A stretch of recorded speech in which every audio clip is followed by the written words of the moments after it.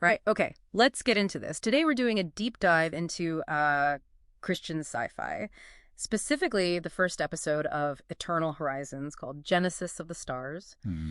Our goal here isn't just, a plot summary. We really want to explore how this story asks a pretty big question. Can ancient faith actually bring together a humanity that's scattered all over the cosmos? Yeah, and it tackles that head-on right from the start. What I find fascinating about Genesis of the Stars is how quickly it connects the scientific with the spiritual. Exactly. It's not just, oh, look, a new planet. It suggests that even with all our future tech, the deepest human quests, they often loop back to something spiritual, like old truths still hold up. That's a great point. And we see it immediately, don't we, with Captain Elijah Stone, First Officer Miriam Gray. They find this uncharted planet, Eden Prime. Right. And somehow their database links it to these ancient myths. Myths everyone just dismissed. Elijah's reaction is pretty telling, isn't it? Just a myth. Totally dismissive. Mm. Which, is kind of standard for the skeptical captain trope. Right. But it sets up Miriam's role perfectly. Yeah. Because she immediately counters with, myths are often rooted in truth.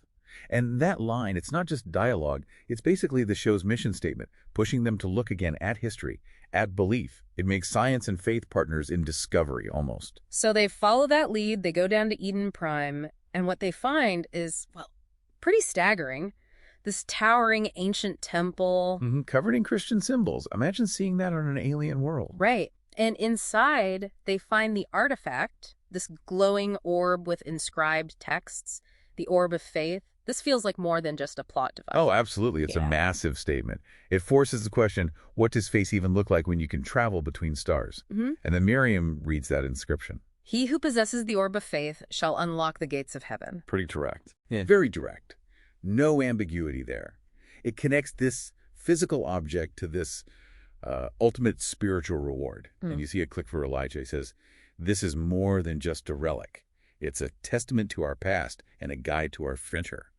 That shifts everything. Their whole mission changes, right? It goes from exploration to something else. Yeah, it becomes a spiritual quest. The orb's text turns out to be this prophecy, a path to spiritual enlightenment and unity across the cosmos. But think about it. For this super advanced society, grounding your future in an ancient prophecy, is that a strength? Or is it kind of risky? Well, that's the core tension, isn't it? And it's not just about having the prophecy, it's about spreading it. Their new mission is to safeguard this knowledge and spread its message. And you even see some doubt in the crew, like James asking, can an orb really unite people? Yeah, that's a fair question. It is. But Miriam's response, it's all about faith and hope, about reconnecting with spiritual roots. The show's clearly arguing that unity isn't just going to come from tech, but from something deeper, a rediscovery. Okay, but that path isn't easy. Things get complicated fast with Commander Ricardo showing up. Ricardo, the former ally turned antagonist.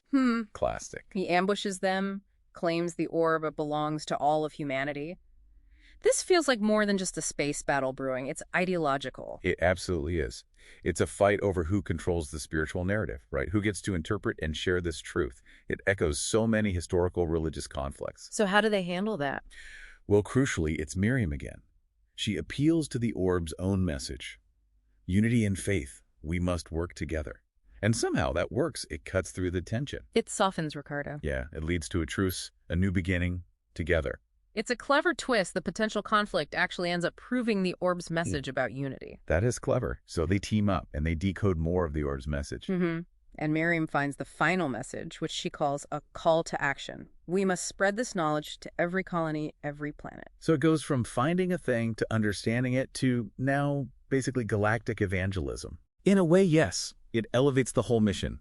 And Elijah's final line, to the stars, with faith as our guide. It just perfectly braids together that sci-fi exploration with this profound spiritual drive. It's not just about mapping space anymore. It's a pilgrimage. So stepping back, Genesis of the Stars really does take an old myth and spins it into this huge galactic purpose. It shows how shared faith maybe could bridge divides even out there, a future where faith is like the navigation system. Yeah. But here's something to chew on.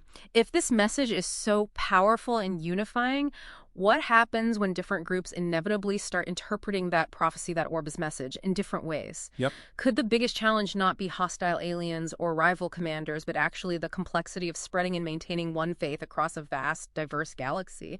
That need for ongoing wisdom, maybe that's the real test ahead, makes you think, right?